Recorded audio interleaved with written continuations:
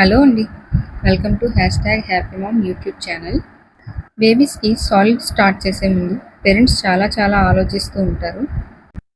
ఏం పెట్టాలి, ఏం పెడితే వాళ్ళకి సూట్ అవుతుంది, ఏం పెడితే వాళ్ళకి ఈజీగా డైజెస్ట్ అవుతుంది అని. కొన్నిసార్లు మనం ఎంతో ఆలోచించి చేసినా సరే కొన్ని పొరపాట్లు జరుగుతూ ఉంటాయి. దానివల్ల బేబీస్ సఫర్ అవుతూ ఉంటారు. ఈ మధ్యన ఎక్కడ చూసినా ఆన్లైన్లో ఒకటే ట్రెండింగ్ అవుతుందండి బేబీ ఫుడ్ విషయంలో. ఒకే రెసిపీ రైస్లోనే అన్ని రకాల పప్పులు, dry fruits, millets, all type of nuts వేసేస్తున్నారు. అంటే సింగిల్ మీల్తో వాళ్ళకి ఎక్కడ లేని ఎనర్జీ వచ్చేస్తుంది అని మనం భ్రమపడుతున్నాం. వాళ్ళ ఏజ్కి, వాళ్ళ బాడీకి, వాళ్ళ డైజెస్టివ్ సిస్టమ్కి అది ఎంత హెల్ప్ అవుతుంది అనేది మనం తెలుసుకోవాలి.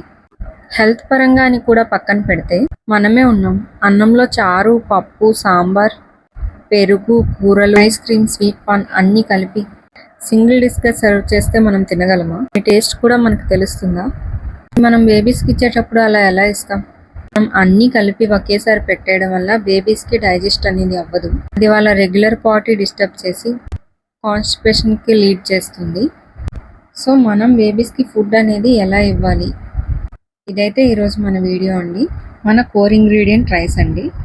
రైస్ మనం 4 కప్స్ తీసుకుంటే కందిపప్పు లేదా పెసరపప్పు మనం 1 కప్ తీసుకోవాలి.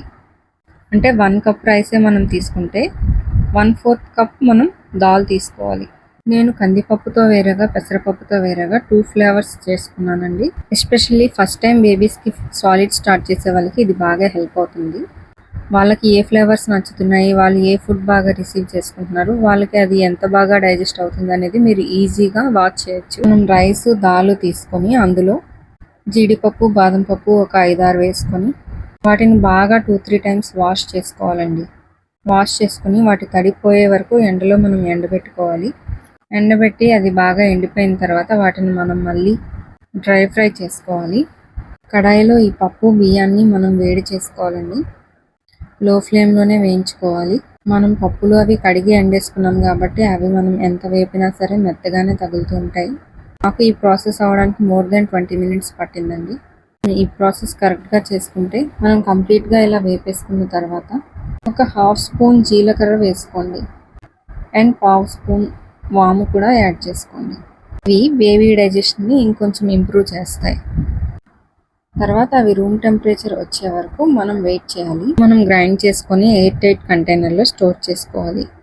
ఇది మనం బేబీస్కి ఎలా ఇవ్వాలి అనేది నెక్స్ట్ వీడియోలో చూపిస్తాం. Thank you for watching the video. Please like, share and subscribe to my channel #HappyMom.